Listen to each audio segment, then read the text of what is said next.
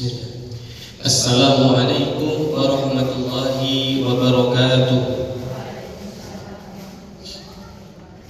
Alhamdulillah wassalatu wassalam ala rasulillah. La hawla wa la quwwata illa billah. Asyhadu an la ilaha illallah wahdahu la syarika lah. Wa asyhadu anna Muhammadan abduhu wa rasuluh. Allahumma salli ala Muhammad wa ala alihi Muhammad amma ba'd. Alhamdulillah, puji dan syukur tentu saja kita panjatkan kepada Allah Subhanahu wa taala atas limpahan nikmat yang telah Allah berikan kepada kita, yang tentunya nikmat ini sangat banyak. Di antaranya nikmat sehat, nikmat waktu yang luang, dan juga nikmat-nikmat yang lainnya. Maka sudah seharusnya para ayah dan bunda kita menjadi hamba-hambanya yang senantiasa bersyukur. Salawat dan salam semoga Allah limpahkan kepada suri tauladan kita Nabi Muhammad sallallahu alaihi wasallam beserta seluruh keluarga beliau, para sahabat beliau, dan juga seluruh pengikut beliau yang senantiasa istiqomah menjalankan sunnah-sunnah beliau hingga hari akhir. Alhamdulillah, para ayah dan bunda rahimani wa rahimakumullah, senang sekali pada kesempatan pagi hari ini kembali berjumpa di tempat belajar yang diselenggarakan tentunya di Masjid Al-Husna, Pakuwon Mall. Terima kasih kepada segenap takmir yang sudah menyelenggarakan bersedia tempatnya digunakan untuk belajar pada pagi hari ini.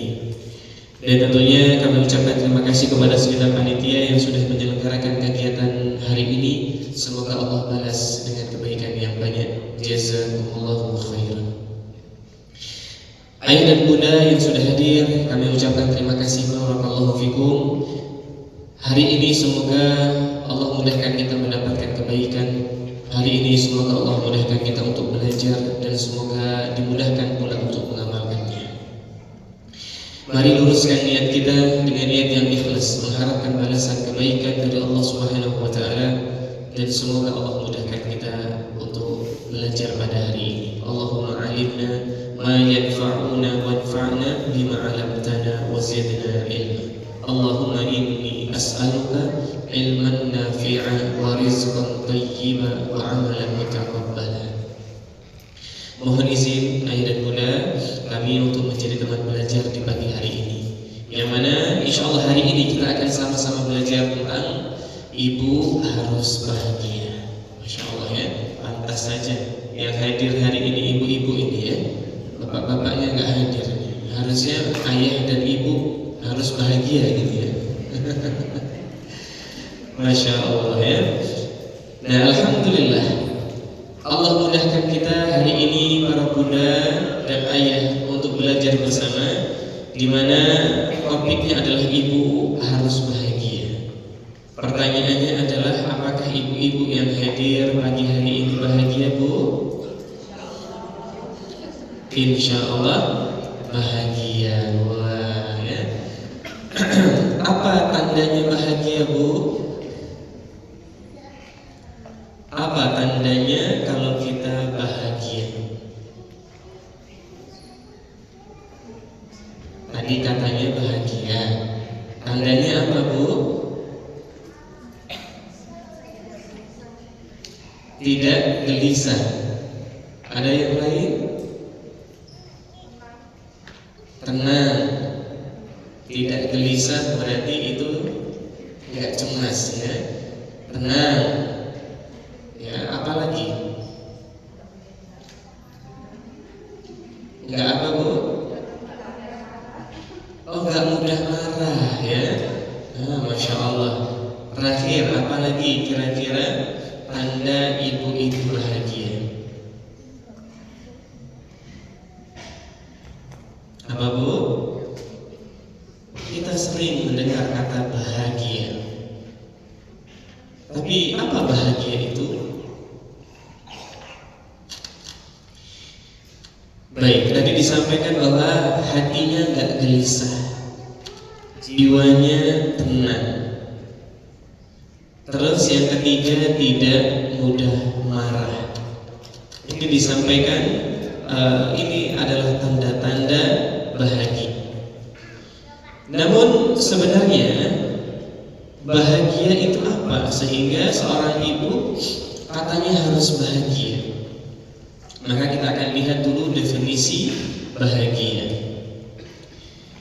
Bahagia adalah respon emosi, Masya Allah ya, respon emosi di mana seseorang merasa nyaman, merasa senang, merasa tenang, ya tadi sudah disebutkan tenang ya. Kemudian seseorang bisa produktif, cara berpikirnya maksimal, sikap perilakunya maksimal ya, dan juga tentunya memiliki kualitas emosi yang didominasi emosi positif. Nah, ini diantara tanda-tanda bahagia. Maka bahagianya seseorang tentunya jika kita lihat dalam Islam, maka seseorang itu penuh dengan cinta, yaitu cinta kepada Rabbnya, cinta kepada Allah Subhanahu wa Ta'ala. Karena emosi cinta itu adalah buah yang lahir dari emosi bahagia. Jika seseorang memiliki cinta, maka dia merasakan kebahagiaan. Sehingga seringkali orang sebutkan ya bahwa cinta itu kadang buta. Oh, ya, anak-anak muda disebut cinta buta gitu ya. Pokoknya kalau cinta mau diajak ngapain aja mau gitu ya. Diajak makan nasi sama garam mau gitu ya. Diajak hidup susah mau pokoknya ya. Karena cinta. Jadi makan nasi sama garam itu jadi nikmat, senang. Tapi ada orang yang makan nasi sama garam itu jadi nggak nikmat, nggak senang, berarti kan nggak bahagia. Maka di antara puncak dari kebahagiaan seorang hamba adalah tumbuhnya rasa cinta dalam hatinya. Maka seseorang bahagia jika jiwanya, dirinya dipenuhi dengan kecintaan. Dan kebahagiaan yang sesungguhnya adalah ketika cintanya itu disandarkan kepada Allah Subhanahu wa Ta'ala. Maka inilah definisi cinta, definisi kebahagiaan, sebagaimana yang juga disampaikan dalam teori-teori perkembangan psikologi, bahwa kebahagiaan ini ditandai dengan dua hal. Yang pertama, ada yang namanya istilah bahagia dalam psikologi itu tiga. Ada yang namanya life satisfaction, dia puas dengan kehidupannya. Yang kedua ada namanya subjective well-being, itu kesejahteraan subjektif. Dan yang ketiga ada yang namanya psychological well-being, yaitu kesejahteraan psikologis. Yang pertama kepuasan hidup, yang kedua kesejahteraan subjektif, yang ketiga ada yang namanya psychological well-being, kesejahteraan psikologis. Nah, maka dari sini kita bisa melihat bahwa indikator kebahagiaan itu ketika seseorang puas dengan hidupnya. Dan apa indikator orang yang puas? Yaitu sudah dijawab, sering kita dengar, ketika seseorang itu mampu memaknai dan mensyukuri apa yang dia miliki saat ini. Ini dia puas. Ketika hari ini punya kendaraan Supra X 125, maka dia bahagia dengan kendaraan itu. Tidak kemudian berangan-angan terus memiliki Fortuner terbaru. Tentu boleh saja menginginkan upgrade kendaraan, namun jika sampai kita merasa tidak puas dengan apa yang kita miliki saat ini akan mengganggu life satisfaction kita. Maka inti dari teori kesejahteraan diri itu banyak aspeknya, tapi aspek yang paling kuat itu adalah bagaimana seseorang mampu memaknai apa yang dia miliki, apa yang terjadi dalam hidupnya, apa yang sudah dia lalui, dan dia mampu memaknainya dengan positif. Maka ini namanya life satisfaction.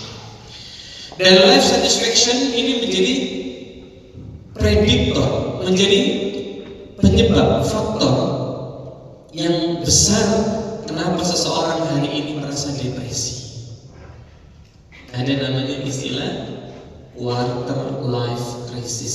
Seseorang mengalami krisis di seperempat kehidupannya, yaitu depresi yang berat di antara usia 25 tahun sampai dengan usia 40 tahun. Sebagian ada yang mengatakan sampai dengan 49 tahun. Ini adalah masa-masa quarter life crisis. Nah, di masa ini seseorang mengalami depresi yang amat berat karena evaluasi dirinya tidak positif. Dia melihat mungkin kuliahnya nggak selesai. Dia melihat mungkin sampai di usia 36 tahun belum punya rumah untuk keluarganya. Sampai usia ini kendaraannya masih motor Supra X tadi 125. Di usia ini dia nggak mampu mencapai cita-citanya sewaktu dia kecil. Di usia ini dia masih sibuk ngurusin keluarga besarnya, di samping ngurusin keluarga intinya. Ini menjadi pikirannya terus, sehingga dia tidak puas dengan kehidupannya. Maka ini akan membuat seseorang mengalami quarter life crisis. Kemudian yang kedua adalah ada yang namanya subjective well-being. Ini teorinya Diener tentang happiness itu ya. Diener itu salah satu ahli dalam bidang psikologi yang punya teori subjective well-being. Beliau mengatakan bahwasanya subjective well-being ini ditandai dengan dua kondisi besar. Yang pertama, seseorang mampu memaknai secara subjektif setiap peristiwa, setiap kejadian, setiap hal dalam hidupnya. Karena tiap orang itu pemaknaannya beda-beda, Bapak Ibu. Ada orang yang memaknai makan bakso itu enak, ada yang kurang enak. Ada yang bilang soto lebih enak daripada bakso, ada yang bilang gado-gado lebih enak daripada soto. Maka ini disebut dengan pemaknaan subjektif. Bisa jadi seseorang itu ketika dia bekerja dengan upah minimum misalnya 4 juta, dia sudah puas. Dia sudah bisa memaknai dirinya ini kebaikan yang banyak. Tapi ada orang yang meskipun dapat 6 juta, dia tidak pernah merasa cukup. Dia memaknai bahwa kalau gaji belum 9 juta, ini belum sejahtera. Ada orang yang demikian. Maka orang-orang yang pemaknaan subjektifnya standarnya sangat tinggi, tidak mampu menghargai setiap proses yang dia lakukan, tidak mampu realistis dengan kemampuan yang dia miliki, usaha yang dia kerjakan, maka seseorang akan terjebak dalam angan-angan, dan ini membuat penilaian subjektifnya jadi negatif atau berantakan. Maka pentingnya seorang punya qanaah, punya sifat ridho, punya sifat sabar untuk bisa mengamalkan tadi teorinya Diener ini, yaitu pemaknaan subjektif yang positif. Lalu yang kedua itu seseorang kalau ingin subjektif well-being, kesejahteraan subjektifnya tinggi, bagus, maka seseorang itu harus mendominasi dirinya dengan emosi yang positif. Di antara emosi yang positif adalah bahagia, cinta, memaafkan, compassion, belas kasih, kasihan sama orang, care, peduli sama orang. Maka ketika kita membantu orang yang sedang kesulitan, kita sedekahkan sebagian harta kita kepada mereka, ini sejatinya menumbuhkan emosi yang positif. Ada yang namanya compassion, peduli, perhatian. Maka disitulah alasannya kenapa orang yang bersedekah itu dia bahagia. Orang yang membantu saudaranya itu bahagia, karena dia memunculkan emosi positif. Maka rumusnya kalau ingin merasakan kebahagiaan subjektif, ya seseorang harus mampu meng-create, menstimulasi dirinya untuk memunculkan emosi-emosi yang bahagia. Gimana? Biar muncul cinta, perbanyak ibadahnya, baca Qur'annya, berzikirnya, agar cinta kepada Allah semakin besar. Lalu kepada pasangan tunjukkan cinta, tunjukkan perhatian. Yang jarang memegang tangan pasangannya dipegang, memeluk pasangannya dipeluk, ungkapkan kalimat cinta, kalimat terima kasih. Maka ini akan memunculkan emosi yang positif. Inilah di antara alasan kenapa Allah jadikan pasangan kita ini dari kalangan kita sendiri, kita taskunu ilaiha, agar kita ini merasa bahagia dengannya, merasa tenang dengannya. Karena tadi dengan saling menunjukkan cinta, maka muncul oksitosin dalam otak kita, muncul serotonin dalam otak kita, muncul dopamin dalam otak kita yang membuat kita jadi bahagia, tenang rasanya. Maka pasangan yang ada di hadapan kita ini sejatinya adalah sumber kebahagiaan. Kenapa seringnya disia-siakan? Kenapa seringnya diabaikan? Kenapa seringnya diacuhkan? Ini caranya untuk bahagia. Mungkin pasangan tidak ekspresif kepada kita, setidaknya kita yang ekspresif kepada mereka. Maka ini caranya memunculkan emosi bahagia. Membantu orang, merawat anak-anak, peluk anak-anak, cium anak-anak, ini memunculkan emosi bahagia. Ikut majelis taklim, meng-create kegiatan yang positif, ya, bikin panitia, asalkan jangan sampai ada hasad di situ, jangan sampai ada merasa paling berperan di situ, jangan sampai merasa paling berjuang di situ. Maka netral aja kalau ikut organisasi kegiatan. Agar tujuan kita ikut organisasi karena Allah, pengen bahagia itu tercapai, bukan karena pengakuan orang, bukan karena pengen dibilang pegiat ini dan itu, ya, bukan karena ingin dekat dengan tokoh ini dan itu. Kalau itu niatnya maka sudah salah, nggak akan bahagia itu kegiatannya. Maka tadi subjective well-being, kesejahteraan subjektif itu bisa dicapai. Indikator yang kedua adalah kalau manusia mampu meng-create, mampu memotivasi dirinya, mampu mengajak dirinya untuk memunculkan emosi-emosi yang positif lebih banyak daripada emosi negatifnya. Dan kita harusnya bisa evaluasi dalam sehari kita lebih banyak negatifnya atau lebih banyak positifnya. Dan ini bisa di-create kata Dina, bukan pasrah, enggak. Seseorang itu bisa menciptakan atau mengusahakan dirinya untuk mendapatkan emosi positif atau negatif dalam hidupnya.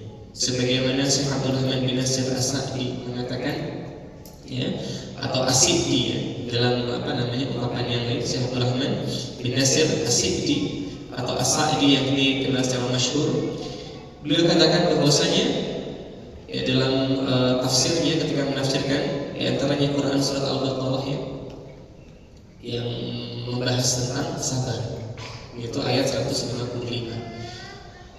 Dikatakan bahwa seseorang itu kalau ditimpa musibah, itu pilihannya pada dirinya. Apakah dia ingin mendapatkan kebaikan setelahnya atau dia ingin keburukan setelahnya? Jika dia ingin kebaikan, maka bersabar dengan musibah itu, maka ini emosinya akan positif. Tapi jika dia mendapatkan musibah lalu dia gersuloh, mengeluh, ya, mencela, marah, tidak terima, maka inilah musibah yang sesungguhnya kata dia. Dia dapat keburukan atau musibah itu. Yang kedua, dia kehilangan kebaikan yang besar di sisi Allah Subhanahu wa Ta'ala. Maka ini tentu sebagai pengingat kita kita ini bisa meng-create, kita bisa merespon setiap hal dalam hidup kita. Apakah kita ini mau emosinya positif atau emosinya negatif? Itu berkaitan dengan yang disebut dengan subjective well-being. Nah, maka ayah dan bunda yang mudah-mudahan dirahmati Allah Subhanahu wa taala. Kalau yang namanya psychological well-being itu intinya adalah, atau kesejahteraan psikologis itu, inti dari teori kesejahteraan psikologis itu adalah ketika seseorang mampu menggunakan kemampuannya, memaksimalkan potensi dirinya secara produktif. Manusia akan bahagia jika dia produktif. Dia punya akal digunakan untuk berpikir yang baik, digunakan untuk nulis misalnya, bikin ide-ide, bikin rencana, atau dia gunakan waktunya untuk belajar, dia gunakan waktunya untuk membaca Al-Quran, mendengarkan kajian. Intinya adalah setiap aspek dalam dirinya dia gunakan untuk hal yang dinilai positif, maka itulah inti dari kesejahteraan psikologis. Sebaliknya, jika seseorang mempergunakan pikirannya, matanya, hatinya, jiwanya untuk hal yang tidak baik, maka ini akan membuat dia tidak sejahtera dan tidak bahagia. Maka siapa yang bilang berzina itu bahagia, mencuri itu bahagia, orang yang berbuat maksiat itu bahagia, nah, mereka nggak akan pernah merasakan kebahagiaan. Koruptor itu bahagia, nah, dia punya banyak uang pun gak akan bahagia. Dalam hatinya ada penyakit, Allah tambahkan penyakitnya. Maka ini diantara mukadimah, ya, pembukaan tentang kebahagiaan. Sehingga tadi di awal yang pertama, life satisfaction, dia mampu menilai, ya, mengevaluasi, dan dia merasa puas dengan apa yang sudah dia usahakan sampai hari ini. Itu life satisfaction. Yang kedua, subjective well-being. Dia mampu menilai secara subjektif setiap hal yang terjadi dalam hidupnya dengan penilaian yang baik. Subjektif dia. Perkara orang lain mau nilai kayak gimana terserah, tapi dia punya penilaian sendiri yang itu positif. Yang kedua, dia mampu mendominasi emosinya dengan emosi yang positif, yang baik. Dia create. Lalu yang ketiga, psychological well-being. Dia gunakan tubuhnya, fisiknya untuk hal-hal yang bermanfaat atau produktif. Maka seseorang akan merasa sejahtera dan bahagia. Itu teori singkatnya. Tentu kalau kita bahas lebih detail, lebih panjang, membutuhkan waktu khusus, ya, untuk membahas 3 bentuk jenis kebahagiaan tadi.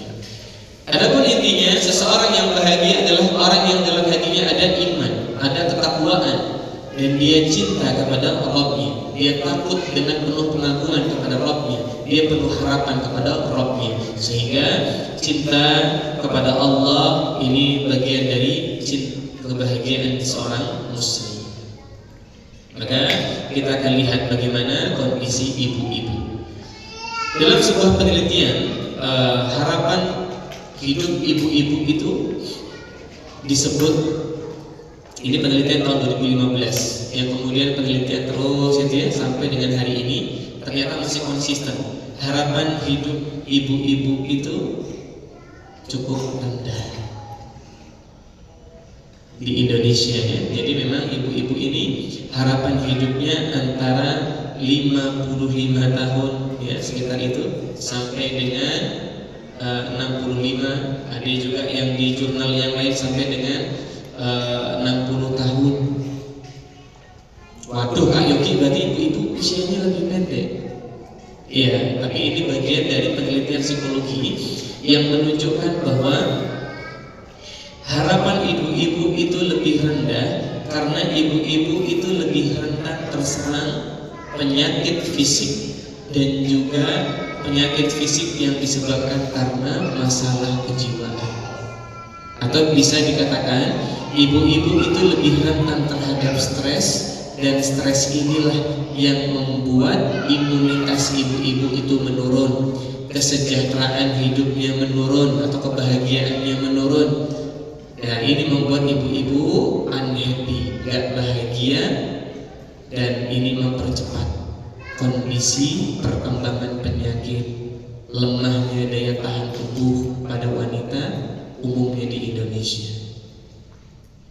Nah, maka ibu-ibu yang mampu mengendalikan dirinya, kontrol dirinya lebih baik, ini akan menambah harapan hidup ibu-ibu lebih panjang. Nah, beda lagi ceritanya dengan penelitian di jurnal yang lain. Bapak-bapak itu cenderung harapan hidupnya lebih rendah kalau hidupnya sendirian. Nah, jadi kalau sama istri, harapan hidup bapak-bapak itu lebih panjang. Tapi kalau hidupnya sendirian, harapan hidupnya lebih rendah. Ini penelitian di bidang psikologi sosial, bisa dicek di jurnal-jurnal psikologi sosial. Kenapa bapak-bapak harapan hidupnya lebih rendah kalau tinggal sendirian? Nah, ini bisa dijawab oleh bapak-bapak ini. Kenapa, Pak? Ya, karena harus nyuci baju sendiri, masak sendiri, bersihin rumah sendiri, ya Pak ya, tidurnya sendiri. Aduh, ini susah. Maka ini nyambung dengan penelitian Dr. John Gottman yang sempat kita bahas beberapa waktu yang lalu. Para laki-laki suami yang ekspresif cintanya dengan istrinya, ini akan memperpanjang harapan hidupnya. Sementara laki-laki yang tidak ekspresif cintanya kepada istrinya akan membuat harapan hidupnya lebih rendah. Kenapa? Karena ketika suami ekspresif dengan cintanya, artinya dia menunjukkan cintanya, dia memberikan cintanya yang besar, gak cuma act of service, tapi word affirmation. Dia katakan dengan lisannya, kemudian physical touch, dia sentuh istrinya, dia suka ngasih hadiah juga kepada istrinya, dia luangkan waktu mendengarkan istrinya, bersama istrinya. Secara fitrahnya akan memunculkan hormon-hormon kebahagiaan yang disebut dengan oksitosin, hormon cinta pada suami tersebut. Maka ini yang akan membuat tingkat stresnya jadi rendah, daya tahan tubuhnya meningkat, dan tentunya lebih resisten terhadap penyakit-penyakit. Nah ini Pak, maka hadirnya wanita itu penting dalam hidup kita, dalam hidup laki-laki. Nah ini pentingnya seorang laki-laki ekspresif kepada istrinya. Dan ini simbiosis mutualisme. Ketika suami ekspresif kepada istrinya, maka istrinya mendapatkan cinta, merasa bahagia juga, sehingga harapan hidup istrinya meningkat juga. Karena tadi stresnya ibu-ibu itu tinggi di Indonesia. Kita sebutkan apa saja penyebab stresnya. Mungkin bisa dimulai dari ibu-ibu ya. Ibu-ibu, kira-kira apa sumber stres di rumah, Bu? Apa? Suami katanya Pak ya. Ini jujur kalau itu Pak. Apalagi Bu? Anak. Anaknya satu mungkin belum terlalu ya. Anaknya 4, 5, 6. Sudah 5 anaknya, laki-lakinya 3. Aktifnya luar biasa. Waduh ya kan. Apalagi Bu? Sumber stresnya ibu-ibu, uang ya, duit juga sama. Coba kita lihat dalam penelitian ini tahun 2007, sumber stres ibu dipicu beberapa hal. 1, masalah hubungan dengan suami. Ini peringkat pertama. Jadi betul, ibu-ibu itu memang gampang marah di rumah, dan marahnya ibu-ibu itu karena stres. Tapi kita harus tahu penyebab stres utama ibu-ibu adalah suaminya sendiri ya. Nah jadi secara nggak langsung bapak-bapak ini yang bikin ibu-ibu itu jadi gampang marah di rumah. Nah ini ya. Yang kedua, hubungan ibu dan anak yang kurang harmonis. Nah ibu itu jadi nggak maksimal dalam pendidikan anak. Yang ketiga, masalah finansial. Nah finansial itu memang rata-rata di peringkat ketiga. Kasus perceraian itu peringkat kedua atau ketiga. Yang keempat, hubungan dengan tetangga atau lingkungan. Ini jadi stresor ibu-ibu yang keempat. Sumber stres ibu-ibu yang keempat adalah sama tetangga tidak akur, sama lingkungan bermasalah. Baik lingkungan tempat tinggal maupun lingkungan sekolah anak-anaknya.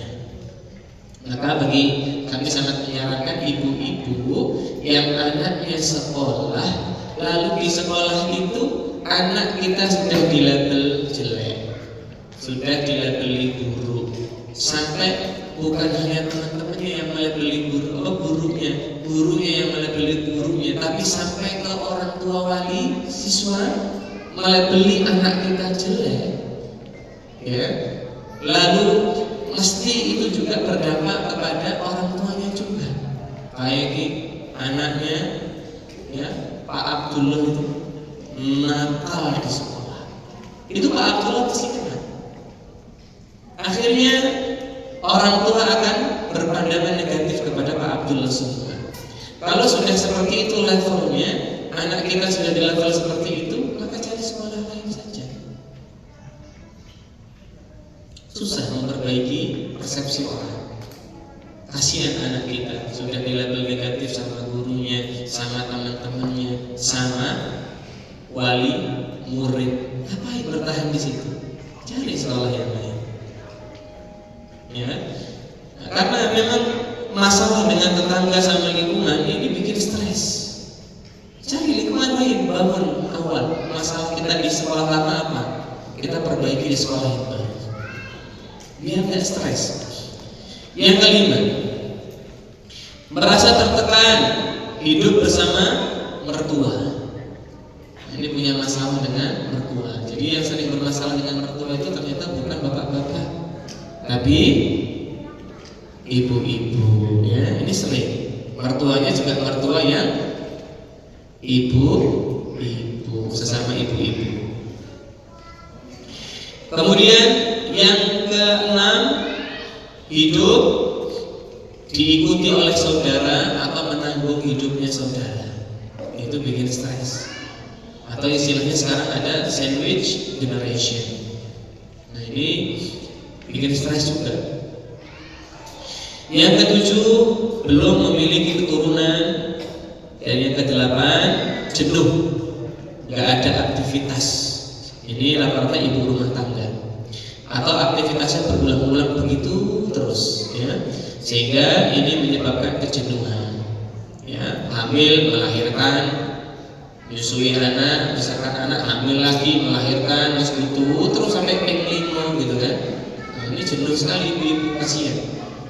Maka suami wajib memberikan perlakuan, menghibur agar istri ini bahagia. Nah, jangan cuma disuruh hamil terus, ya. Kasihan. Itulah alasan kenapa ibu-ibu itu jadi sering merasa stres, dan ini menurunkan harapan hidup ibu-ibu. Maka alasan pertama kenapa ibu harus bahagia, ya karena agar harapan hidupnya lebih panjang, bisa membersamai anak-anak insya Allah lebih lama. Karena hadirnya ibu bagi anak-anak itu sangat penting, sampai anaknya dewasa sekali. Maka ibu-ibu ya harus bahagia, walaupun terkadang harus sedih, terkadang harus marah, terkadang juga harus ketakutan, ya, stres, ya tidak masalah. Yang penting jangan lupa bahagia. Maka seorang ibu agar tidak kesepian, harusnya dia mencari kegiatan, entah kegiatan kumpul dengan teman-temannya, entah kegiatan komunitas sekolah, entah kegiatan pengajian. Yang jadi masalah kadang ibu-ibu itu kalau beraktivitas berlebih-lebihan, akhirnya melibatkan perasaan, konflik, kelompok-kelompok dalam organisasi, saling menjelekkan, nggak akur. Ini masalahnya. Yang harusnya tempat-tempat tadi jadi fasilitas ibu-ibu untuk mengusir kesepiannya, malah jadi masalah baru. Kelompok masalah dengan komite sekolah yang lain terpecah, komite sekolah jadi 2 gitu ya, atau panitia kajian, majelis taklim ya terpecah jadi 3 ya. Itu banyak terjadi hari ini ya. Ibu-ibu jangan berlebih-lebihan ya, bapak-bapak itu jangan berpecah-pecahannya ya, ada tapi jangan. Maka akibat dari stres yang dialami ibu, yang pertama ibu-ibu bisa mengalami yang namanya somatisasi. Somatisasi itu adalah penyakit fisik yang disebabkan masalah mental. Nah, somatisasi ya, atau somatik, seperti seringnya sariawan atau panas dalam. Nah, ibu-ibu yang sering kok tiap akhir bulan kok sariawan terus ya, sebulan bisa 2 kali ya, ini stres bu ya. Perasaan kalau makan nggak pernah gigit mulut gitu kan, nggak pernah kegigit gitu, kok jadi sariawan ya. Nah, ini diantara penyebab sariawan yang sering atau panas dalam juga itu karena somatisasi, karena stres yang berlebihan. Yang kedua, sakit kepala terus menerus. Nah, ibu-ibu sakit kepala banyak jenisnya, ada yang migrain, ada yang pusingnya di bagian depan ya, ini yang sering dialami oleh ibu-ibu yang stresnya terlalu banyak. Lalu berikutnya tentunya sakit-sakit yang berkaitan dengan gangguan kejiwaan ya, cemas, depresi, yaitu gejala-gejala awalnya. Nanti kalau dibiarkan tentu bisa sampai ke ya, sakit perutnya jadi mahnya jadi kronis ya, jadi GERD dan sebagainya. Nah, ini yang sering terjadi pada ibu-ibu. Lalu biasanya komplikasi bu, karena daya tahan tubuhnya rendah, lemah, sehingga nanti penyakit-penyakit yang lain jadi cepat datang, virus-virus, bakteri jadi cepat berkembang juga. Karena imunitas tubuhnya ada yang namanya imunoglobulin. Ya, imun kita ya, kita sering bilang imun. Ada imunoglobulin A, itu bagian dari sistem pertahanan diri kita, itu yang akan dihabisi oleh hormon kortisol yang berlebihan karena stres. Jadi ibu-ibu kalau terlalu sering stres, mesti resikonya jadi gampang sakit. Nah, respon stres banyak, jadi mudah marah.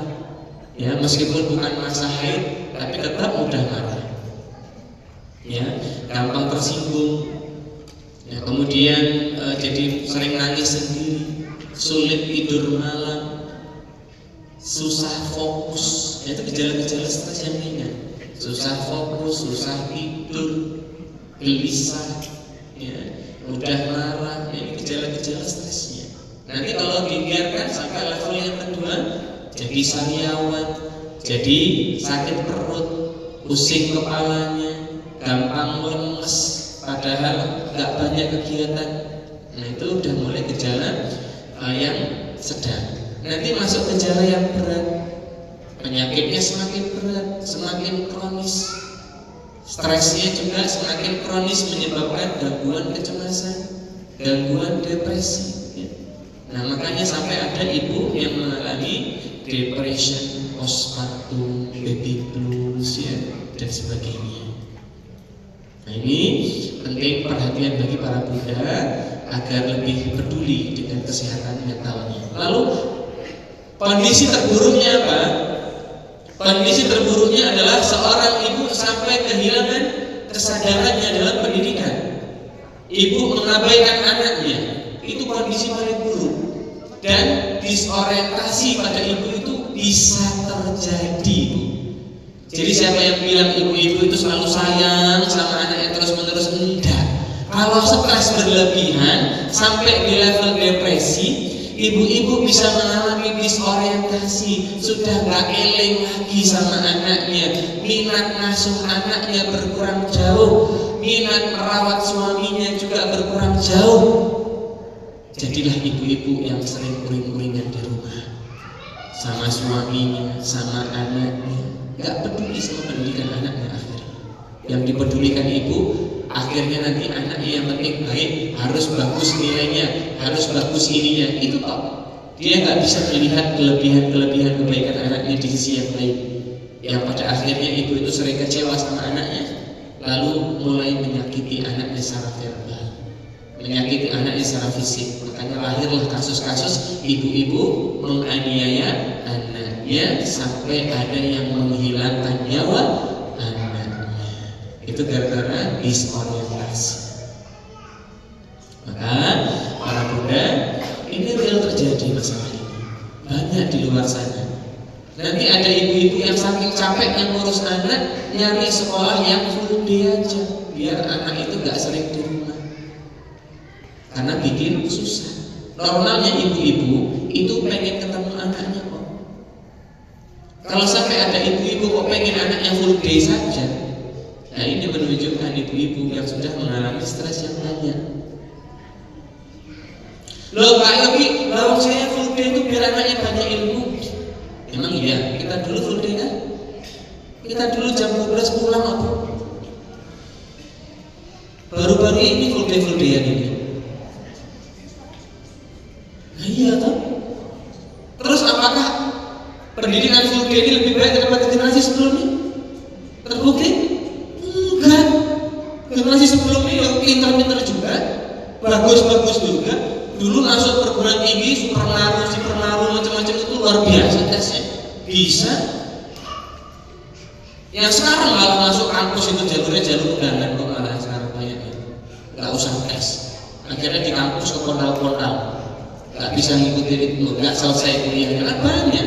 Sekarang kampus-kampus yang top 10 itu nggak menjamin kok mahasiswanya pintar-pintar. Kalau dulu ya. Ya makanya kemarin kan masuk UGM karena pinter, iya karena pinter, bercanda gitu kan, nah itu kan, nah itu ya, ya iya ada yang jalur tes emang pinter, masya Allah bilillah, ada yang jalurnya undangan. Kalau undangan dari rapor, gimana sekolah mendongkrak aja,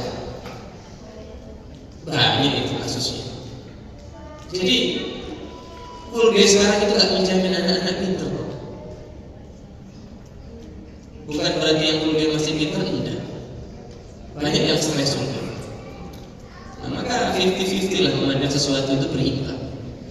Nah, sehingga kalau sampai ada orang tua yang pokoknya anaknya harus full day, nah, coba dilihat full day-nya karena apa? Karena memang biar anaknya dapat stimulasi pendidikan yang efektif, atau karena capek kalau anak itu di rumah. Jika alasannya karena pusing anak itu di rumah, maka ada yang salah dengan kita. Mondokkan anak ke pondok pesantren. Kalau niatnya pengen anak itu soleh, anak itu ilmu agamanya yang banyak, nanti bisa menjaga dirinya, itu benar. Coba tanya ke diri kita yang paling tahu. Tapi kalau mondokkan anak karena perasaan aduh susah ngaturnya, susah didiknya, tak masukin pondok saja. Nah, ini masalah. Belum tentu kok ustaznya di pondok bisa didik. Lalu orang tuanya sendiri juga bisa didik, apalagi ustaznya. Kan aneh itu. Ustaz itu di pondok berapa jumlahnya? Rasio satu ustaz sama santri itu berapa? Standar Indonesia guru itu 1:8 untuk anak di bawah 6 tahun. Untuk anak di atas 6 tahun 1:15 sampai 1:30 guru itu. Jadi idealnya coba kita ambil 1:15 saja deh. Satu ustaz ngurusi 15 anak, apa yang bisa? Yang di rumah ibunya paling banyak satu ibu urus 5 anak misalnya, ada yang 8 mungkin, oke lah. Tapi rata-rata kan di Indonesia ini kelahiran itu 1:2, 1:3. Coba, ya tentu harus maksimal orang tuanya dong. Kalau orang tuanya udah nggak bisa, ya apalagi ustaznya. Jangan dibolak-balik ini. Seolah-olah pondok itu bengkel untuk memperbaiki anak-anak ini, sangat nggak bisa. Ujung-ujungnya anak itu pelanggan. Kemarin kami bikin tulis status ada anak dibully di pondok pesantrennya sampai sembunyi di kubah masjid, lemes ditemukan sama pemadam kebakaran. Kasihan anaknya, nggak tahan di pondoknya. Ambisi orang tuanya, nggak tahu gimana kondisi anaknya, gimana kondisi anak itu bisa bertahan tidak, motifnya apa dipondokkannya, asal dipondokkan saja.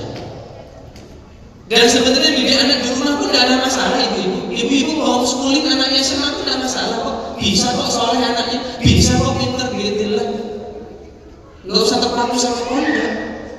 Seolah-olah harus pondok baru anaknya sukses. Kata siapa? Seolah-olah anaknya harus masuk sekolah favorit baru anaknya sukses. Kata siapa? Betapa banyak orang di luar sana yang dulu sekolahnya bukan sekolah favorit berhasil gitu. Yang nggak pondok sekarang jadi ustadz ada banyak. Jadi jangan sampai mindset itu pendidikan itu pada lingkungan, bukan pendidikan utama itu pada orang tua. Baru lingkungan sebagai resource tambahan, sumber tambahan kita. Maka jangan dipikulkan semua kepada lingkungan. Sehingga tadi ibu-ibu kalau sampai menyekolahkan anak full day, memasukkan anak ke pondok, alasannya karena aduh pusing, capek ngurus anak, nggak bisa. Ini tanda-tanda bahwa kita itu sebenarnya stres dalam pengasuhan. Tapi kalau ibu-ibu itu sudah merasa puas dalam pengasuhan, mendidik anak dengan sangat baik, sabar membersamai mereka, merasa maksimal, penuh cinta dalam pendidikannya, dan rasanya berat kalau melepas anak harus ke pondok. Tapi demi ilmu, demi anak itu berhasil pendidikannya, misalnya demi lingkungan yang baik, maka masukkan ke pondok itu oke, masya Allah. Maka tadi kalau mau masukkan anaknya ke pondok, tanya hati kita, sudah kita benar-benar mendidik anak maksimal belum? Jangan sampai karena stres pengasuhan, wis pokoknya pondok. Ini yang sering jadi masalah. Maka ayah dan bunda yang mudah-mudahan dirahmati Allah Subhanahu wa Ta'ala. Maka itu diantara kondisi stres pada ibu, gejala-gejalanya dan dampak-dampak terburuknya, sampai ibu nanti rela menyakiti atau bahkan menghilangkan nyawa anak-anaknya. Maka seorang ibu dituntut harus menjadi ibu yang bahagia. Seorang ibu dituntut untuk menjadi sosok yang tenang, sosok yang stabil. Kenapa Kak Yogi? Karena ibu-ibu yang bahagia, ibu-ibu yang lisannya bisa dijaga, ibu-ibu yang bisa menjaga fisik, gak mudah marah. Nah, beda ya, ibu-ibu yang tegas sama ibu-ibu yang suka marah-marah itu berbeda. Gak sama loh ya. Tegas itu konsisten dan komitmen sama aturan dan disiplin, sementara marah-marah itu bentuk frustasi karena tidak mampu mendisiplinkan anak-anaknya, tidak mampu mengatur, mengkontrol anak-anaknya. Sehingga seorang ibu yang justru terlalu keras, suka marah, suka menghukum, menunjukkan gejala-gejala stres tadi, maka ini akan menurunkan kemampuan moral judgment anak-anaknya. Moral judgment itu anak-anak mampu menilai baik dan buruk, benar dan salah di sekitarnya. Maka yang diajarkan guru-gurunya di sekolah, ustadz-ustadzahnya di sekolah tentang nilai-nilai agama, nilai-nilai moral, nilai-nilai baik, buruk, benar, salah, itu akan mudah teraktivasi oleh anak-anak jika pengasuhan ibu di rumah juga baik. Sebaliknya, ibu-ibu yang dari kecil anaknya kecil itu ya, ibunya suka marah, ya kasar sama anak, kurang waktu sama anak, maka ini akan menyebabkan moral judgment anaknya rendah. Ibu lebih banyak mentransfer rasa cemas, makanya anak jadi bercemas. Dikit-dikit ibunya khawatir berlebihan, gak boleh ini, gak boleh itu, harus gini, harus gitu. Di sisi yang lain, ibu itu gak dekat secara emosi sama anak, suka marah kalau gak sesuai dan sebagainya. Maka ini membuat anaknya itu justru moral judgment-nya rendah. Mau belajar di pondok manapun ya, qadarullah ya, dia belum dapat hidayah dari Allah, maka ilmu yang dia pelajari tidak akan mudah teraktivasi. Makanya ibu-ibu sering ngeluh, anak saya kok mondok lama tapi akhlaknya kok nggak baik.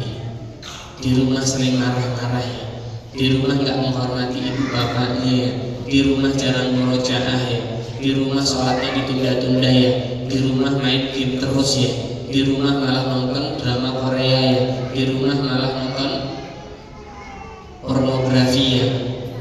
Itu karena moral judgment-nya nggak aktif. Maka ibu-ibu yang sebaliknya lebih menunjukkan sisi tenang, sisi perhatian, sisi di mana ibu lebih banyak menunjukkan kebahagiaan di hadapan anak-anaknya, perhatian, rasa cinta, respon yang cepat, maka ini meningkatkan moral judgment pada anak-anaknya. Nah, ini penting. Maka dalam hal ini seorang ibu perlu menjadi pribadi yang berusaha stabil dan konsisten dalam pengasuhan. Jangan sampai kondisi mood, suasana hati seorang ibu, perasaan seorang ibu terlalu mudah berubah-ubah dan menyebabkan nantinya tidak konsisten. Maka kalau ibu bisa konsisten, ini menyebabkan anak jadi lebih patuh, emosi lebih tenang dan lebih disiplin. Sebaliknya ibu yang tidak konsisten, moodnya mudah berubah, mudah marah, gak sabar sama anak, ini menyebabkan seorang anak itu kurang patuh, menentang, emosinya jadi gak stabil dan anak jadi kurang disiplin.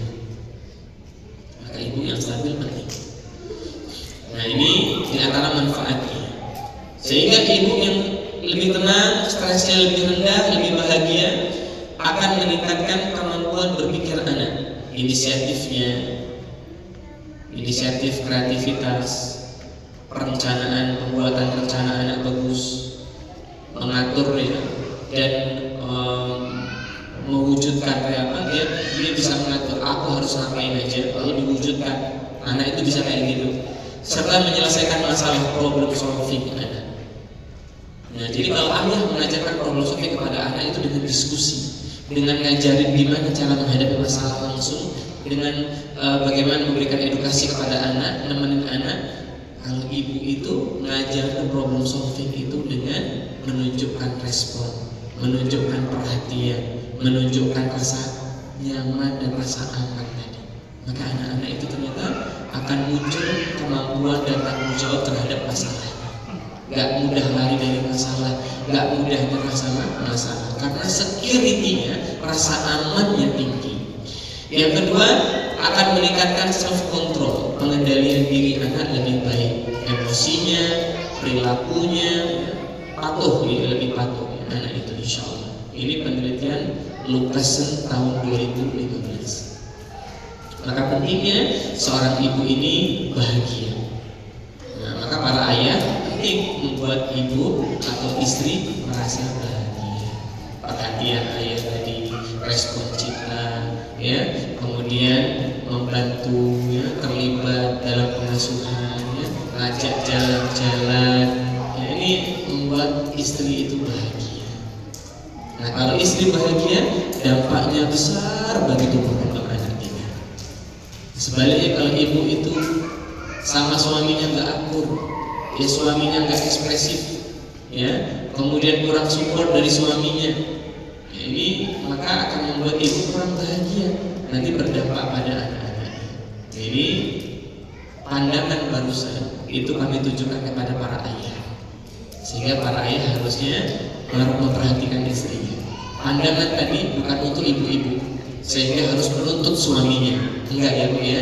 Kalau pandangan ibu-ibu tadi cukup menjadi istri yang bagaimana menunjukkan cinta kepada suaminya, bagaimana bisa produktif, bagaimana bisa mengatur kemampuan sosialnya, nggak mudah berkonflik di lingkungan sosialnya, di komunitasnya, nggak mudah baper, gitu ya. Nah itu pandangannya ibu-ibu.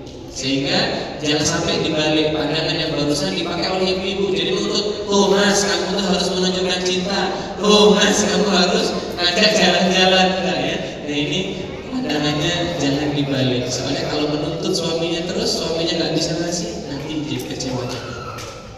Apalagi sampai membandingkan pasangan kita dengan pasangan yang lain, ini akan menurunkan life satisfaction kita, kesejahteraan atau kepuasan hidup kita. Maka seorang ibu harus bisa memperbaiki kualitas dirinya dari 4 hal agar ibu itu lebih stabil, lebih bahagia. Yang pertama, 4 aspek yang perlu ditingkatkan dari seorang ibu adalah 1, fisiknya, kemampuan fisik, yaitu bagaimana seorang ibu harus memelihara kesehatan fisiknya. Jadi ibu-ibu itu workout, itu ibu-ibu coba sekarang harus melihat ke sana. Karena gini, ibu-ibu yang banyak gerak, mempertahankan kualitas ototnya, kekuatan ototnya, stabilitas fisiknya, ini akan jadi bekal ibu-ibu bertahan di usia lansia nantinya. Karena ibu-ibu juga kan ada ancaman yang besar ketika di akhir usia-usia dewasanya, ya, masuk usia lansia itu nanti ada yang namanya osteoporosis, ada yang namanya gastritis, ada yang namanya demensia, macam-macam. Dan di antara hal yang bisa mempertahankan kualitas tubuh kita tadi dari osteoporosis, ya, kita konsumsi gizinya, ya, proteinnya tinggi, kemudian apa namanya, ya protein ya tentunya, kemudian melatih kekuatan tulang, kekuatan otot, ya ini penting ibu-ibu. Dan ini bikin bahagia Bu, karena memunculkan yang namanya hormon endorfin saat melakukannya. Olahraga itu bikin endorfinnya muncul, bikin serotoninnya muncul. Maka ibu-ibu cari kegiatan fisik, mau workout di rumah, bikin nabung buat beli barbel atau mungkin alat pull up, ya, atau kalau ada komunitas ibu-ibu nge-gym, ikut gym ibu-ibu, komunitas ibu-ibu renang, ikut renang ibu-ibu. Ini penting. Ini bikin ibu-ibu lebih bahagia, lebih tangguh, karena fisik yang kuat ini juga menopang atau menjamin mental yang kuat. Sebaliknya fisik yang lemah ini akan membuat mentalnya jadi lemah juga. Ini berlaku bagi siapapun termasuk anak-anak. Karena penelitian yang kami teliti dulu tahun 2015 atau 2016 bersama profesor kami, Profesor Markus Straub itu, ya, dari Jerman. Beliau itu meneliti bagaimana dampak dari kekuatan fisik manusia terhadap kekuatan mentalnya. Ternyata dari hasil risetnya, ini risetnya kurang lebih 2 tahun. Ternyata ini di Indonesia, ya, kalau di luar lebih dari itu. Yang kerjasama sama Indonesia itu sekitar 2 tahunan. Ternyata kekuatan fisik manusia yang terjaga, ototnya sering dilatih, otot jantungnya sering dilatih, kemudian lung capacity, kapasitas paru-parunya sering dilatih. Ini membuat manusia lebih resisten, lebih tahan terhadap stres dan emosi negatif lainnya. Masya Allah. Maka ibu-ibu harus semangat, termasuk bapak-bapak juga, ya, untuk tetap melatih kebugaran dirinya. Karena ini di antara modal ibu-ibu lebih sehat mentalnya sekaligus sehat fisiknya. Masya Allah, ini bagus sekali ibu. Bapak-bapak juga, ya. Jadi yang dilatih apa? Otot secara umum, mau otot kaki, ya, tangan, ya, dada, perut. Kemudian latih juga otot jantung dengan kardio, latihan kardio, jogging, ya, renang, ya, ini bisa melatih kardio kita. Lalu melatih lung capacity-nya, ini dengan lari, ya, dengan kegiatan yang full moving, itu melatih kapasitas paru-paru. Kalau mau ngetes kapasitas paru-paru itu ada alatnya, namanya pilot stress model. Ada satu lagi, ada 2. Tapi ada cara manualnya. Cara manual paling simpelnya adalah coba ibu-ibu tarik nafas yang panjang dari hidung, lalu gelembungkan perutnya, bukan dadanya. Seringkali kita tarik nafas kan dari dadanya menggelembung. Nah ini nggak benar. Tapi dari hidung, lalu ke perutnya yang menggelembung. Sampai coba berapa lama itu bisa panjang hirupnya. Kalau menghirupnya cuma udah penuh perutnya, nah ini kapasitas paru-parunya itu rendah. Tapi kalau bisa lebih panjang lagi, nah itu menunjukkan sering dilatih pernafasannya. Maka ibu-ibu penting melatih pernafasan. Makanya dulu waktu hamil, bidan, dokter kandungan sering menyarankan kita latihan pernafasan biar kapasitas paru-parunya oke ketika menghadapi stres pressure yang besar. Nah, ini penting ibu-ibu untuk melatih fisiknya. Jadi jangan kayak gitu kalau udah nyapu, udah nyuci termasuk lah, ya oke termasuk. Tapi itu nggak memenuhi standar dari olahraga nih, melatih otot. Tapi itu berdampak insya Allah. Cuma memang perlu latihan yang dikhususkan. Mau jalan pagi setiap pagi 3 km misalnya, tidak ada masalah. Yang kedua, sosial. Seorang ibu lebih tahan mentalnya, lebih kuat mentalnya jika punya dukungan sosial yang baik. Maka berdamailah dengan lingkungannya, berdamailah dengan keluarga besarnya, tetangganya, ya, sahabat-sahabatnya, orang tua dari teman-teman anaknya di sekolah. Ini masya Allah bikin bahagia ibu. Sebagaimana dalam hadis yang sahih, man asbaha minkum aminan fi sirrihi mu'afan fi jasadihi innahu qutu yaumihi faka'annama hijat lahu dunya.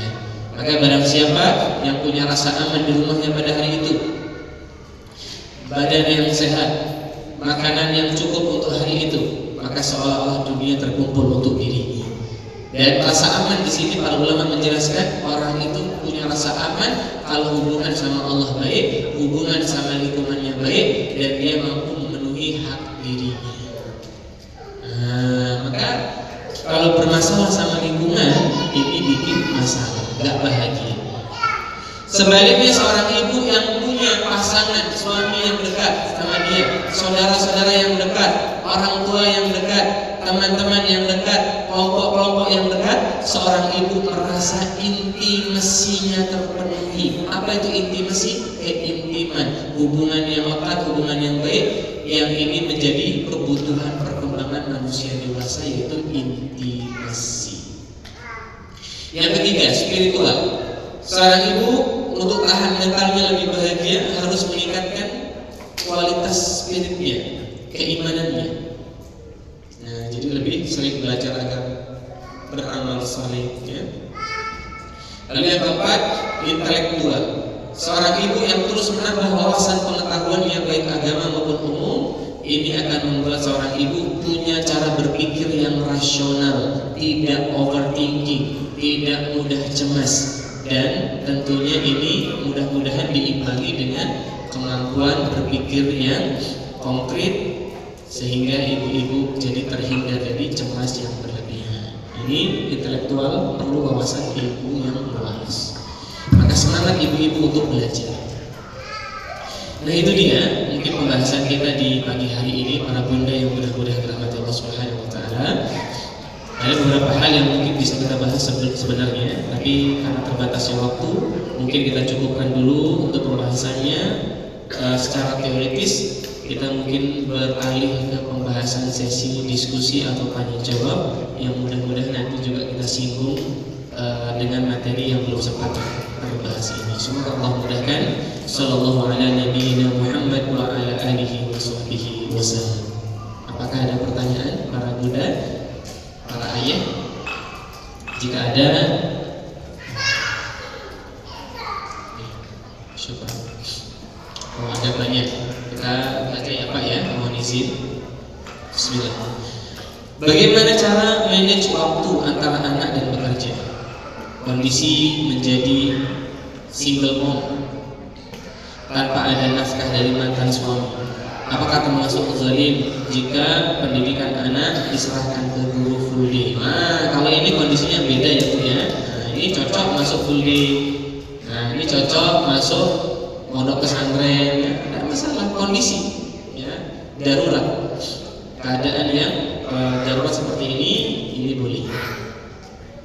Maka di zaman dahulu ada seorang ulama yang bernama Malik bin Anas. Ini beda ya, bukan ini nggak ada hubungan langsung, kekeluargaan langsung, keluarga inti dengan Anas bin Malik, beda ya. Ini namanya Malik bin Anas. Adalah seorang ulama tabi'ut tabi'in. Ini seorang ulama yang belajar kepada para tabi'in. Tabi'in itu adalah kelompok yang belajar dengan sahabat-sahabat Nabi. Nah, ini zamannya berarti zaman Rasulullah, zaman para sahabat, lalu zamannya tabi'in, lalu zamannya tabi'ut tabi'in. Nah, ulama ini bernama Malik bin Anas. Beliau tumbuh besar dengan bimbingan yang baik dari ibunya. Diriwayatkan oleh Ibnu Uwais, aku mendengar pamanku Malik bin Anas bercerita, dulu sewaktu aku kecil. Ini maksudnya Malik bin Anas waktu kecil.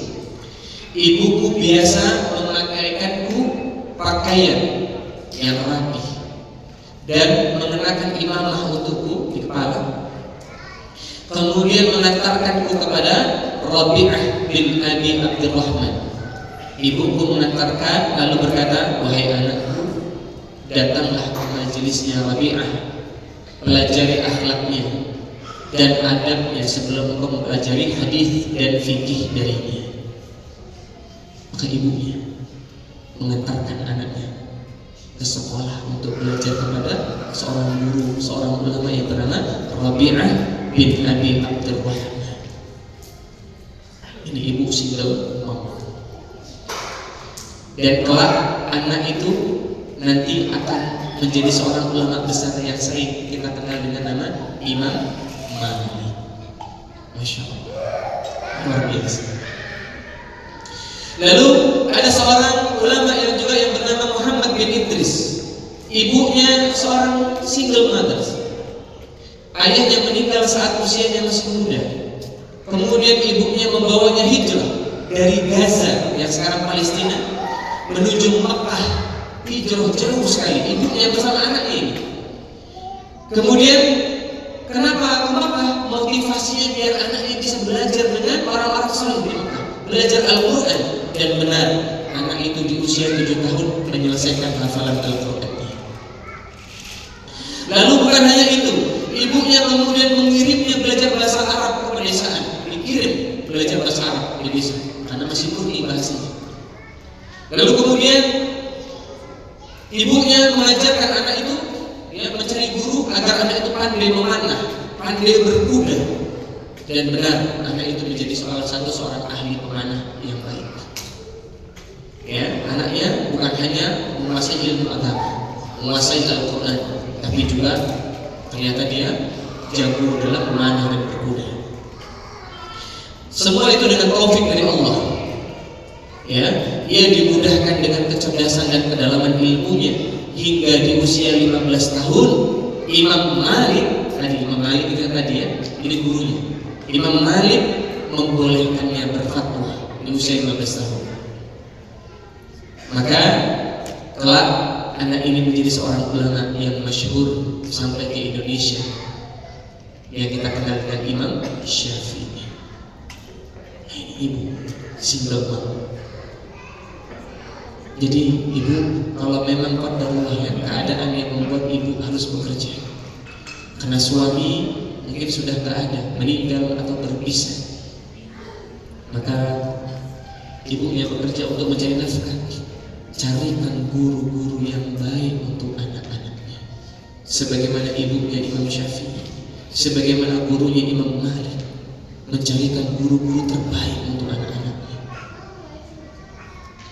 Sehingga dengan dititipkan kepada guru-guru yang baik itu, anaknya dengan pertolongan Allah jadi anak yang saleh, anak yang baik.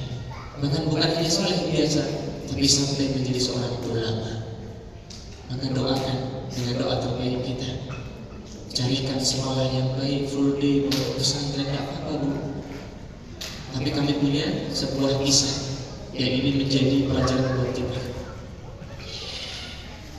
Ada seorang yang bisa dibilang beliau itu adalah salah satu pasien. Beliau seorang ibu single mom, punya satu anak laki-laki.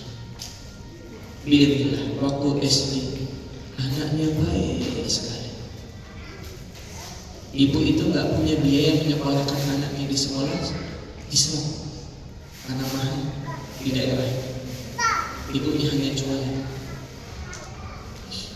Lalu disekolahkan di sekolah negeri yang gratis, tapi dengan risiko yang ada. Nggak masalah sebenarnya. Oh, kita juga dulu di sekolah negeri.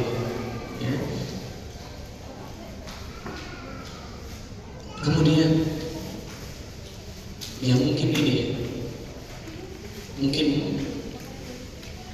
ujian buat ibunya. Ketika anaknya dimasukkan ke pondok pesantren lulus SD, ibunya dapat info pondok yang harganya murah gratis. Ibunya semangat masukkan ke situ tanpa tahu siapa gurunya, tanpa tahu siapa yang mendampingi anak-anaknya. Dan qadarullah, di sana anaknya stres, anaknya dibully, anaknya jadi merokok, anaknya jadi kasar omongannya, dan sampai akhirnya memutuskan keluar dari pondok. Pas keluar dari pondok, anaknya gak mau sekolah, trek-trekan dan sebagainya. Maka ini penting bagi kita para bunda untuk senantiasa banyak berdoa kepada Allah dan bersabar menghadapi anak-anak kita.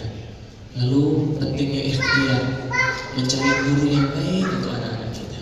Kenali siapa dia, siapa guru ini. Tentunya ini penting. Kalau memang kita nggak kenal dengan guru itu yang di pondok, kita nggak tahu gimana, kita nanya-nanya ke orang-orang, ke ustadz-ustadz yang lain juga nggak tahu, jangan disekolahkan ke sana. Berisiko sekali. Mending kita didik di rumah sendiri. Kita carikan guru di sekitar rumah kita. Kita ikutkan kegiatan-kegiatan di sekitar rumah kita. Mending begitu daripada dimasukkan pondok meskipun gratis, tapi kita nggak tahu gimana guru itu, gimana lingkungannya. Ini bahaya sekali. Ini tadi contoh kasusnya, rusak anaknya kasihan. Ya. Maka pentingnya seorang ibu hati-hati. Semoga Allah mudahkan. Tidak apa babu ya, jadi boleh. Jazakumullahu khairan. Lalu berikutnya, bagaimana benar-benar merasakan bahagia di saat momen tertentu tertrigger dari rasa sakit yang pernah dilalui. Ya. Iya. Kita itu kalau bahagia bukan berarti setiap saat bahagia.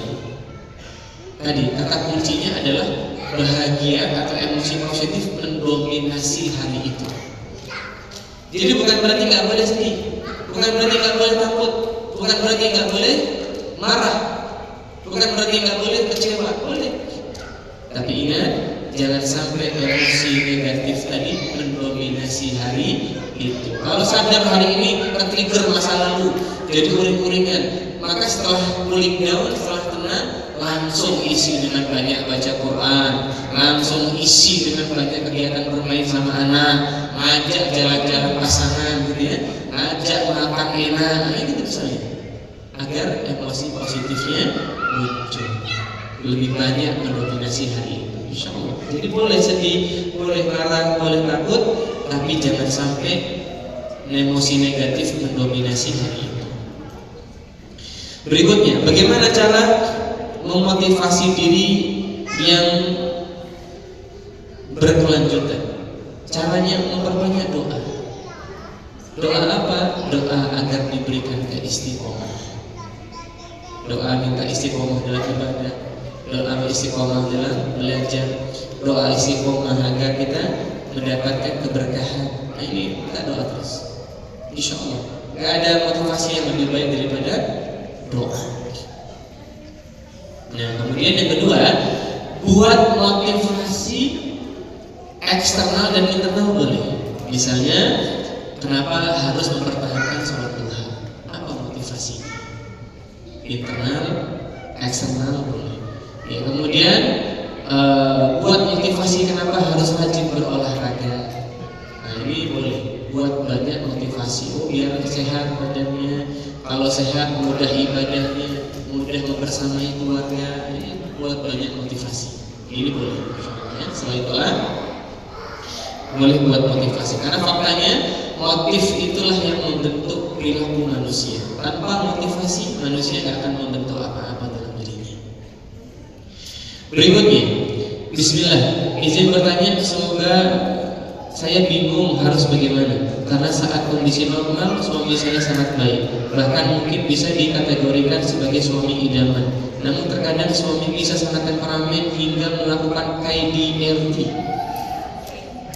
Haruskah saya mengakhiri pernikahan atau bertahan? Karena di sisi lain anak-anak sangat dekat dengan ayah. Ya tentunya Ini bunda yang lebih tahu ya kondisi sebenarnya. Kalau saran dari kami, berpisah itu kondisi yang harus dihindari oleh setiap kita. Tidak bermudah-mudahan untuk berpisah. Apalagi sudah punya anak. Anak-anak itu punya mimpi, punya harapan, punya pandangan ideal, yaitu bapak ibunya, keluarganya utuh bersama. Gak ada anak itu bisa terima kondisi keluarganya gak utuh, gak ada. Siapapun, sekalipun dia adalah anak yang dari orang tua broken home, ketika dewasa dia gak akan bisa terima itu sampai besar. Kenapa bapak ibunya berpisah? Meskipun sudah bertahun-tahun lalu melewatinya. Maka kalau bisa, ini diusahakan. Ya qadarullah kalau harus berpisah, maka usahakan dengan maksimal.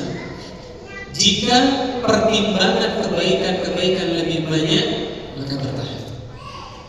Namun jika dirasa KDRT yang dilakukan itu sering menyakiti kita, melukai kita, kita nggak bahagia, kita tersiksa, maka nggak ada salahnya juga untuk berpisah. Nggak apa-apa. Tapi kita yang paling tahu, paling nggak tahu. Jadi paling untuk memutuskan ini, ya harus konseling ya, baru bisa diputuskan apakah lebih baik bertahan atau berpisah. Namun jika bunda bisa mengukurnya, ternyata suami baik, perhatian sama anak, pengasuhannya bagus, terlibat, hanya saja kalau di kondisi-kondisi temperamennya atau emosinya lagi nggak stabil, beliau melakukan KDRT. Nah ini yang perlu bunda cari tahu adalah KDRT itu munculnya langsung, langsung mukul, atau KDRT itu biasanya diawali dari diri kita dulu. Kita yang biasanya ngeyel, kita yang biasanya meninggi suaranya, kita yang biasa kalau suami marah ikut marah. Nah, karena penelitian kami berkaitan dengan KDRT, ternyata sebagian besar laki-laki yang KDRT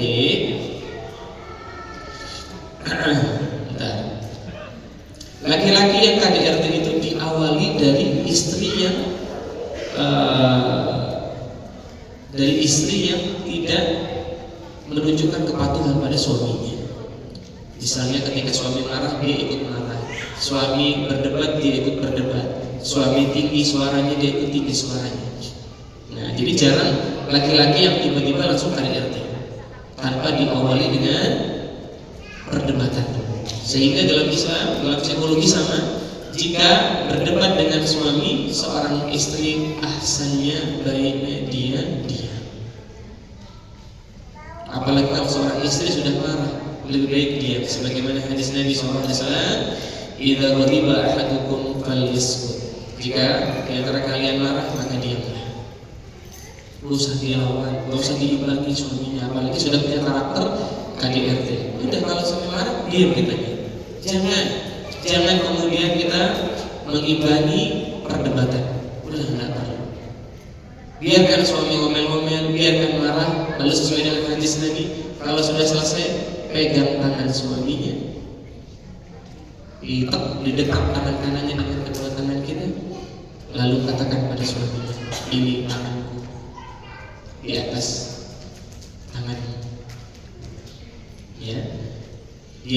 Aku tidak akan tenang sebelum kau ridho kepadaku. Jadi kita yang minta maaf. Kita yang kemudian menunjukkan rekonsiliasi konflik. Maka ini akan meluluhkan hati seorang pemimpin. Ini akan meluluhkan hati seorang yang memang punya qawwamah kepemimpinan. Jadi ibu, ya siapapun kita, kalau suami mengajak debat, nggak usah diimbangi. Itu adabnya seorang istri kepada suami, dan dalam Islam juga demikian, dalam psikologi juga demikian. Yang ngomong kayak gini salah satunya John Gray, Dr. John Gray, psikolognya, karena lupa dari Inggris atau dari Amerika tuh.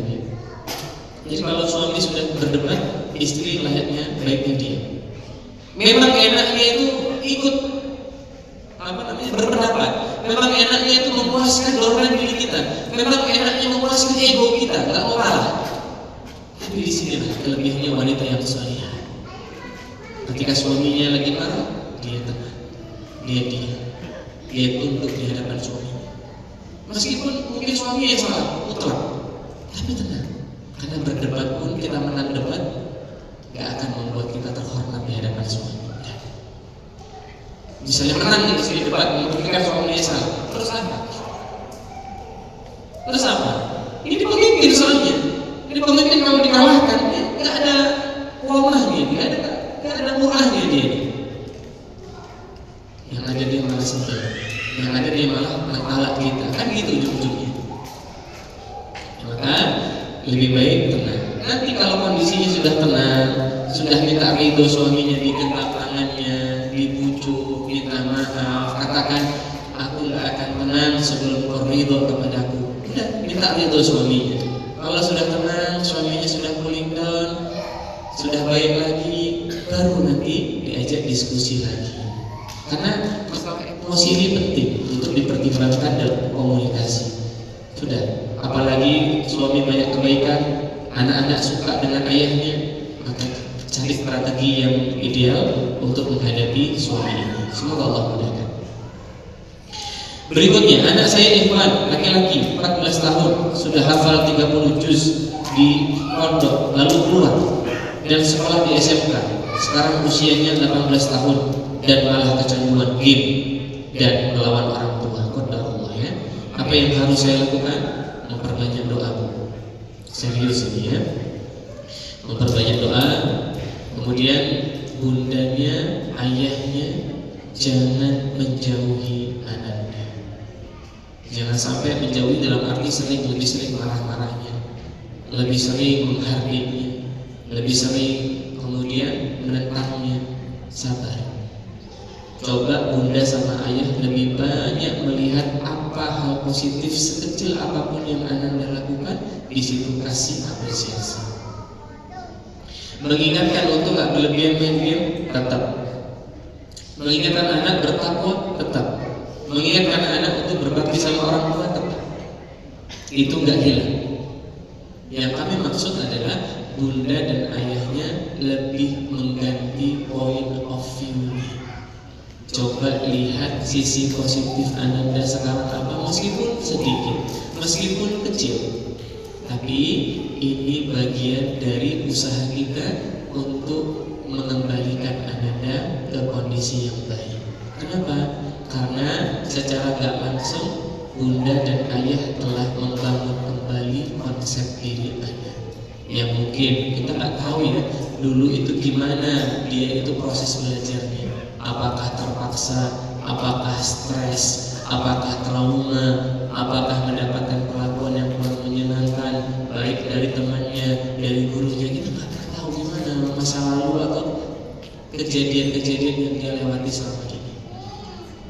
Nah mungkin dengan itu pelan-pelan bundanya, ayahnya mendekati Ananda, ya, Ananda akan kembali. Dalam psikologi ada yang namanya usia optimalisasi kognitif, dan laki-laki biasanya di usia antara 16 sampai dengan 20 tahun. Jadi bunda coba mungkin di usia itu nanti mereka akan mendapatkan pencerahan atau insight tentang kehidupan. Ketika dia sudah sekolah di SMK, ikut-ikutan pergaulan yang kurang baik, main game, menentang, di usia ke-20 tahunnya dia sadar, dia bisa mengaktifasi moralnya karena ibunya, bapaknya selama ini menunjukkan kelembutan, menunjukkan perhatian, menghargai setiap proses Ananda, memberikan dukungan tadi, maka ini akan memudahkan anak untuk pulang. Tapi jika kita hari ini lebih banyak menghardiknya, lebih banyak marah-marahnya, lebih banyak mengacuhkannya, anak nggak punya konsep diri positif dari orang tuanya. Anak jadi kurang aman sama orang tuanya, sehingga ketika dia punya kebutuhan intimasi, keintiman tadi, dia mau balik kemana? Akhirnya yang dia temui ya teman-temannya lagi. Ya sudah, dia balik ke temannya, dia balik ke sosok siapa misalnya kakak seniornya dan macam-macamnya. Nah, ini yang bahaya. Maka pastikan kita menjadi tempat yang aman dan nyaman. Kalau anak itu tersadar, biidznillah Allah berikan taufik dan hidayah, anak itu tahu kemana dia harus harus pulang. Semoga Allah mudahkan. Nah, mungkin itu para bunda dan ayah yang mudah-mudahan dirahmati Allah Subhanahu wa taala.